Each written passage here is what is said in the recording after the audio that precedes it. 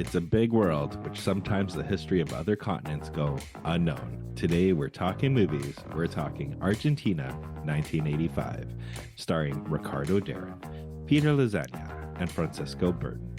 Written by Mariano Lalens, Martin Mariguay, and Santiago Mitre, who also directed. Scott Vega, I do not acknowledge the validity of this podcast. But you're going to be the prosecutor at the most important trial in Argentina's history.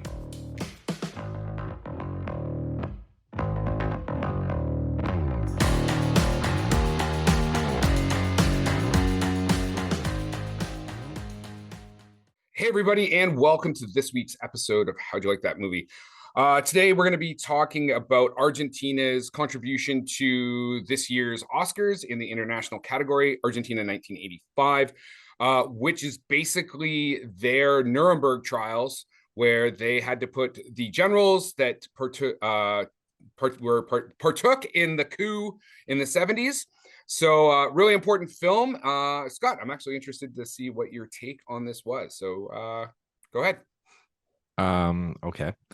First, I'll be honest, I never heard about this movie before. So when you said, I was really searching for a movie titled Argentina that was made in 1985.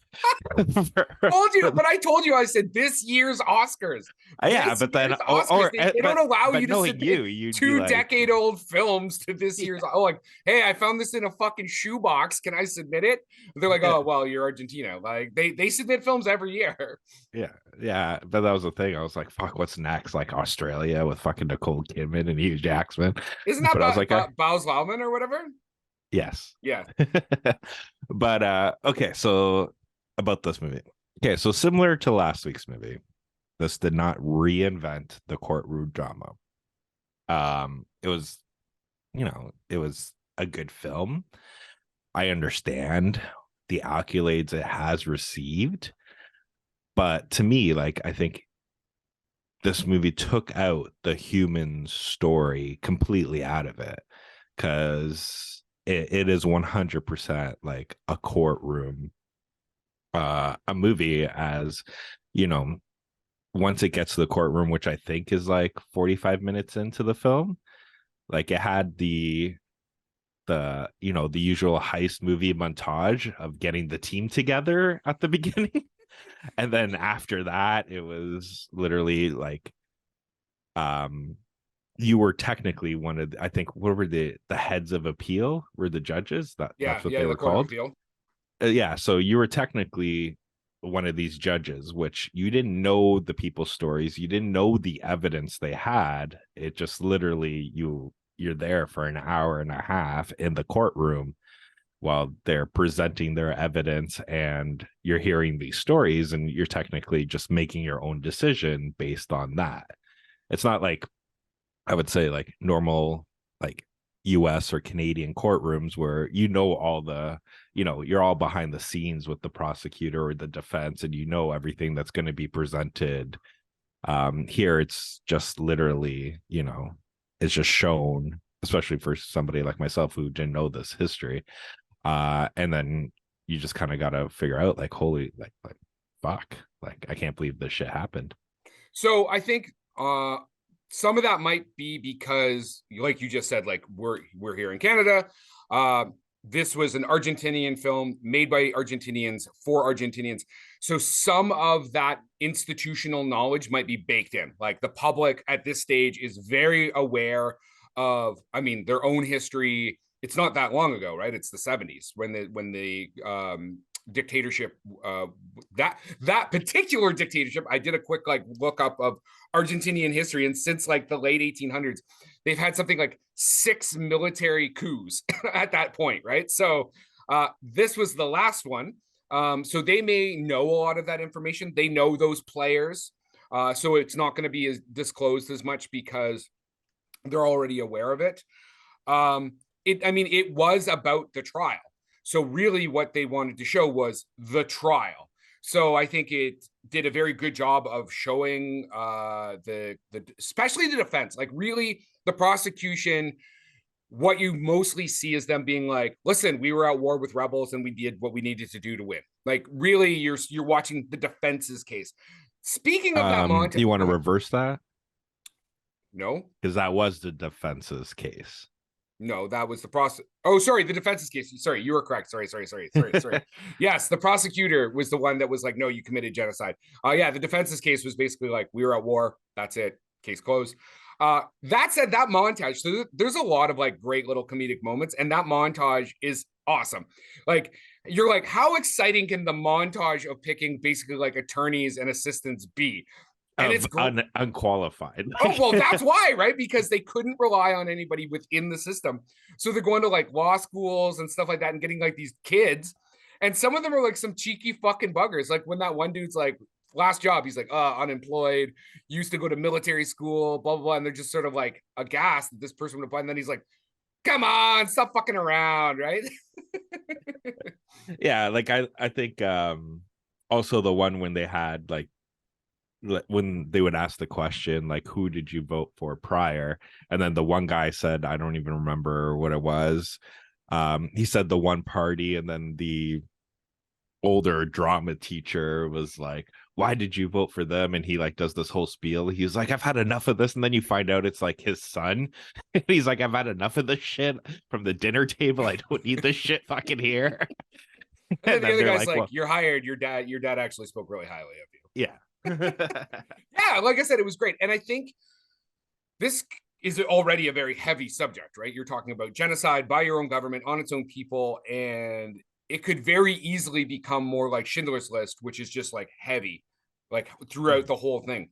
And that levity kind of keeps you engaged. Also because unlike Schindler's List, which you're watching like a lot of time elapse, as you brought up, you're essentially just watching getting ready for the trial and the trial. So that could easily become very boring. So kind of punctuating it with the humor and showing that like, even in the most serious situations, like it's still people going about their business, doing their jobs, right? So.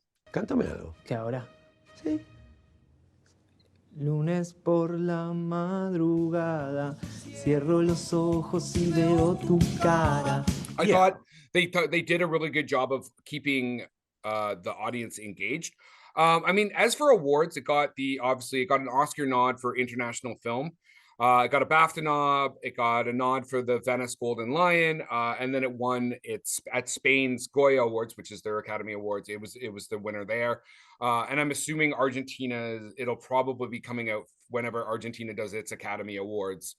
I think it's called the Sur Awards or something like that. So yeah, it did really well. Unfortunately for it had to go up against All Quiet on the Western Front, which also got a Best Picture nod. So as we've talked about this on the show a couple times, like if you're in the international category and one of the films goes Best Picture, you might as well not fucking show up. You're like, well, that was fun. Well, that is actually pretty interesting that you said that, because the oh my God, I had it here. Just give me 2 seconds. You can have 1 second is what you can have. No, after the Golden Globes win, because they won the Golden Globes for non-English. Don't mean fucking anything. But listen. Listen. This is what I think. The actor Peter Lasagna revealed what the other actors Ricardo Darin used as his lucky charm for the award ceremonies. So before the award ceremonies, when they're all together, he would say, "Don't worry, we're not going to win. We have no chance of winning. This film's going to lose. So just be calm, have fun. We're not going to have to make a speech because we ain't going to fucking win." So that's literally what this guy was saying. Sure. Pretty much knowing like they're going up against All Quiet. Like, hey, just sit down, get drunk, have fun. Yeah. And I mean, there almost must be a certain kind of peace that comes over you, right? Like when you're going to the Oscars and it's really like kind of an open field, like you're probably not enjoying yourself as much because you're like fucking stressed, right? You're like, oh my God, we could be winning an Oscar, might have to go on stage. But when you kind of are like, we're fucked. Let's just like have a good time.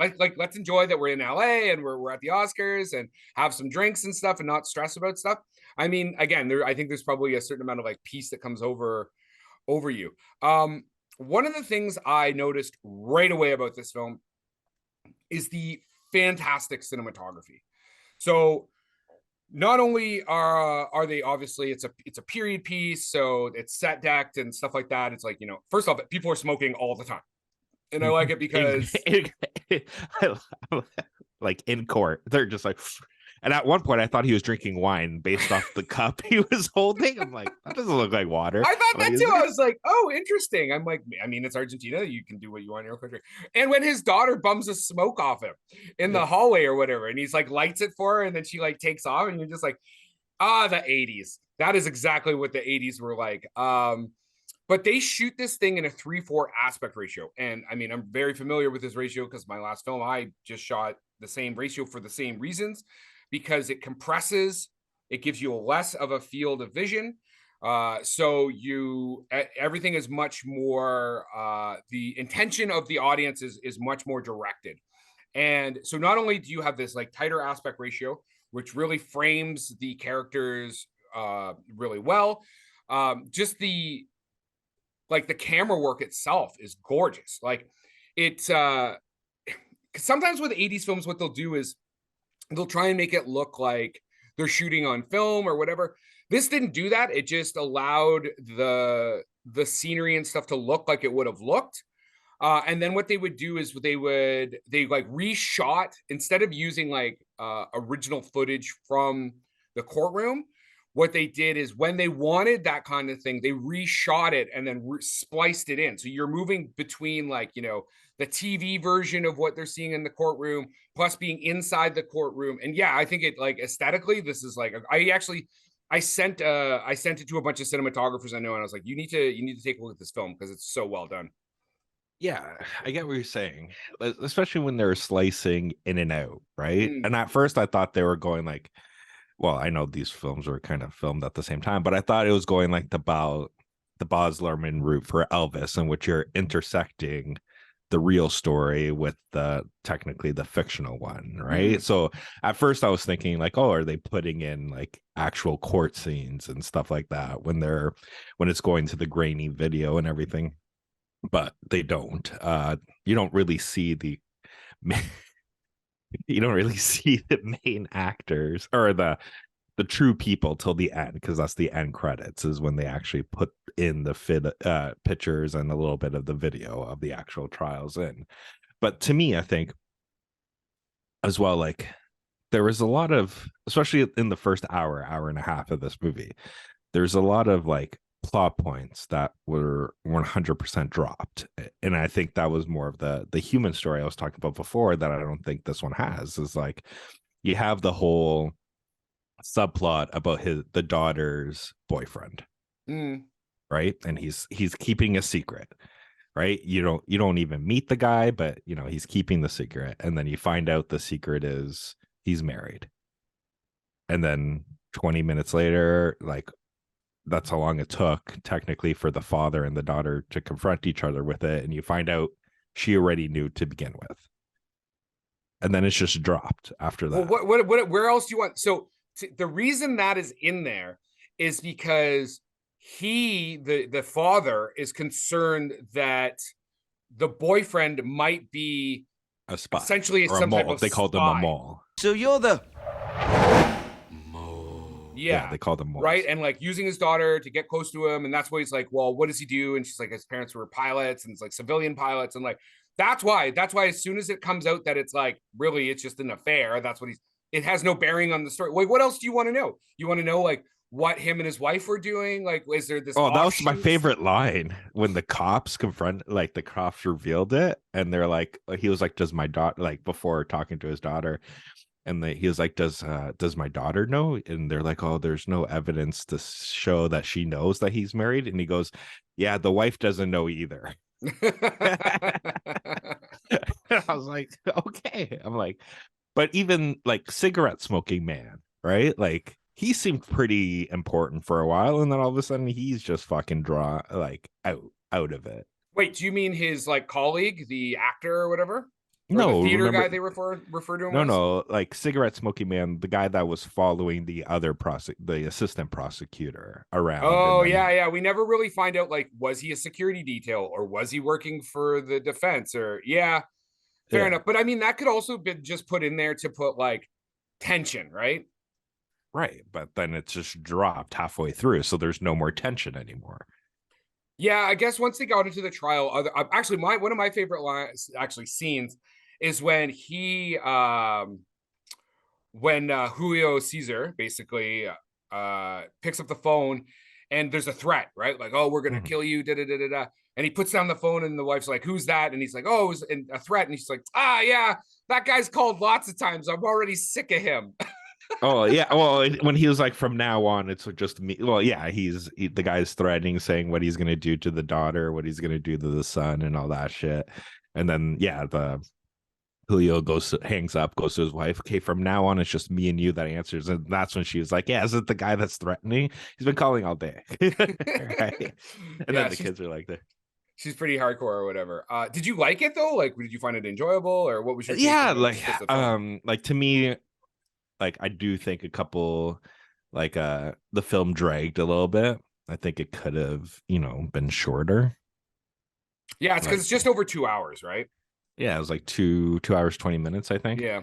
So it could have been a little bit shorter, could have been edged it out a little bit, as well as at the end they kind of put in what the history happened. And I guess they've reopened these trials or something like that, and there's now like 1,000 people who have been prosecuted. Yeah, something like that. Basically, that they just continue to dig into the allegations and continue to bring people to trial. Which, I mean, this is similar to what is always ongoing in Germany, where like you're 96 years old, but you worked with the Nazis. Like you could still find yourself in front of a judge. You know what I mean? Yeah, and like even some of the stuff that they discussed, it was never even like follow through. When they had the one witness that, right before he was going to go hit the stand, he backed out, and then he made the comments about, like, the people that tortured me are like in even higher positions now, because when the new government came in, they technically promoted people that were in the old government, kind of thing. Yeah, so he's like, you can't keep me safe. Yeah. And then they're gone, and then that's when they they do the reveal where they're not releasing the witnesses' names anymore until it does. But yeah, like I think one of the I want to say, like, I think not the heart of the movie, but the kicker for this movie is the testimony of the one lady with the baby. Yeah, like that was just, you're just like, wow, right? And I think that too was so, because you don't know the story. Like I said, like if this was made here, like you would have met this lady, while they're picking their stuff. You would have heard her story before, and then it would have been the whole like, hey, we're gonna keep you safe kind of thing. But not knowing any of these people's stories and then hearing them, and that was the thing, that was the turning point of the trial in there, because the whole barometer through this movie was the assistant prosecutor's mom, who was military family, right? And they're like, we can never change her mind. And then that was the turning point once that testimony came out and that story came out, and then you see her calling them, and then she's like, I'm against them, like they should all go to jail, kind of thing. But yeah, it was fucking crazy to even imagine somebody having to go through that. I mean, so it's funny that you bring up, so he's playing Luis Moreno Acamapo. I definitely did not say that right. But the actor is Juan Pedro Lanzani. So when I was looking up his like filmography, so he's a former child actor and model, and he was in like a Telemundo TV show in Argentina, and he was a member of the Teen Angels music group. So like kind of like not Backstreet Boys, but like an S Club kind of thing. So you're saying he's like Argentina's Justin Timberlake? Yeah, Justin Timberlake meets Ryan Gosling. But actually, so the main character, the main actor, Ricardo Darin, is basically like their George Clooney. Like he is the biggest dramatic star in Argentina. So it'd be like, I don't know, George Clooney mixed with not Brad Pitt, but who I don't know, who would you mix that with? Like who would you say is our biggest dramatic star in like North America? But elderly, because he's like 66. Yeah, so like what, like Richard Gere maybe, or I would go probably De Niro, right? De Niro, Pacino. Yeah. He's probably like a mix of all of those people. Cause like everything I read on him, he's like the guy. He's actually been in 3 Oscar nominated international films. He was in Son of the Bride, The Secret in Their Eyes, and Wild Tales. And then he was also in a film called The Summit, which was also directed by Santiago. So, and he'll be in Fast and the Furious 11 as the main bad guy. Fast and the Furious 11, Argentina Revenge. Actually, so speaking of crossover, no, because he was in Man on Fire with Denzel Washington. He was originally offered the role to play the narco like bad guy or whatever, and he turned it down. He's like, no, I'm fucking sick and tired of being like American films trying to cast Latins as always like the bad guys. I'm like, I don't know how else you have Latin narcos without Latins, but sure, listen, I can appreciate like that would have been a big move to not do that film. Like to do it would have put him on the, on the North American scale, which, that's Hollywood and stuff. So, I mean, it takes a lot of like balls to say fucking no to that shit, Well, but especially because Man on Fire ended up being like, that's a fucking great film. Yes, it was good. And they have, you can go watch The Equalizer 3 because now they have that pairing again. Yeah. Was it Dakota Johnson and Denzel Washington? Oh my God. Dakota Fanning? Dakota Fanning. See, well, this is why there's 2 of us. Just the 2 of us. You complete me. I love you. Anyway, is there anything else you want to talk about this film? It did roughly $4 million internationally. It did 659 million pesos plus 1 million international. I did the conversion. It's roughly like $3.9 million. So not awful. It's got a 96% from the critics, got a 92 on the audience rating from the Rotten Tomatoes. Yeah, I think it is good. I would recommend it. I would say, but you going in, you have to invest the time, right? Like it is 2 hours and 20 minutes, and it's not structured like I would say normally a courtroom drama. Like you didn't have your, Tom Cruise against Jack Nicholson, right? You didn't have your Richard Gere against Edward Norton kind of thing. Like there isn't this big dramatic. Yeah, there's not a big like cross exam. That's actually, that's a really good point. You don't get. I don't think you barely see any of the witnesses even get cross-examined. Like there's no they tell their story and then they'll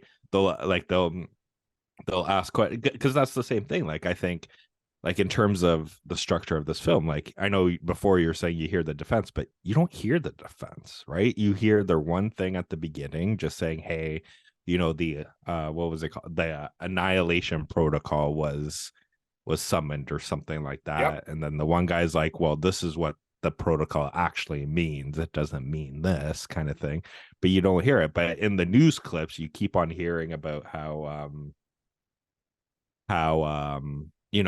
strong the defense is, how like they're what's it called, like stonewalling them, like putting pressure on these defendants. But yeah, during like the things we see, you don't actually see anything. They're all just stand there and been like, okay. I mean, the Jack Nicholson moment is the kind of quote you played off when they keep standing up and they're like, I do not recognize the legitimacy of this court, like that, and if they're single framed. Each defendant basically comes up and gets their moment to say that. But yeah, outside of that, it's basically a prosecution's film. And I mean, I wonder if that also has to do with the fact that like for Argentina, the prosecution is what mattered, right? The fact that these people were going to be held to account, where if a North American director did it, it might have been a much more balanced trial. And then again, the theatrics of, and I mean, maybe I don't understand how their court system works. Maybe it's not the same as ours, where we get that drama in our cross-examination, right? Yeah, like they had, I will say this, like I know you're talking about the cinematography and all that shit, but they had one fucking amazing, shot that was blocked perfectly, in which they actually, you know, when you actually see all the defendants in there lining up coming into the court, and they're all perfectly structured so you can see each one's face, so even the row behind them, and he knows to stand in between the other guys, and then you see them all, kind of thing. But yeah, that was the thing with it. Like, I never personally knew what was going to happen. Like, I didn't know.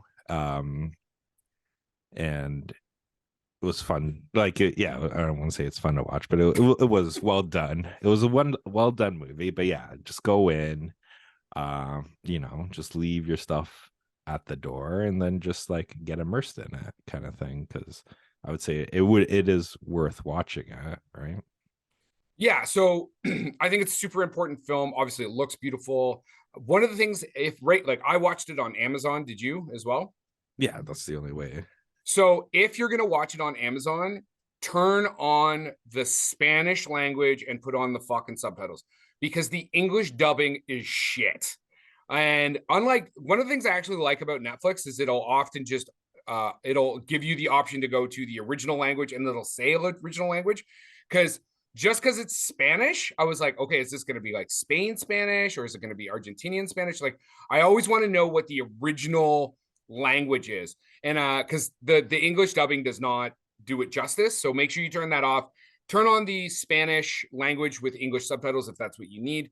But again, I would highly recommend watching this film. Again, it's not Fast and the Furious 15 Argentina, you know, Strikes Back.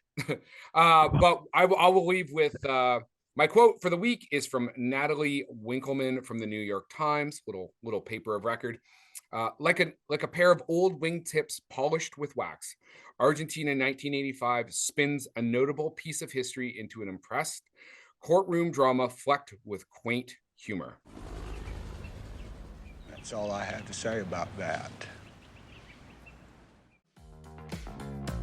And that is our wrap for the day. Please like and subscribe to this podcast. Tell your friends. If you want to get a hold of us, reach us at the www.howdyoulikethatmovie.com.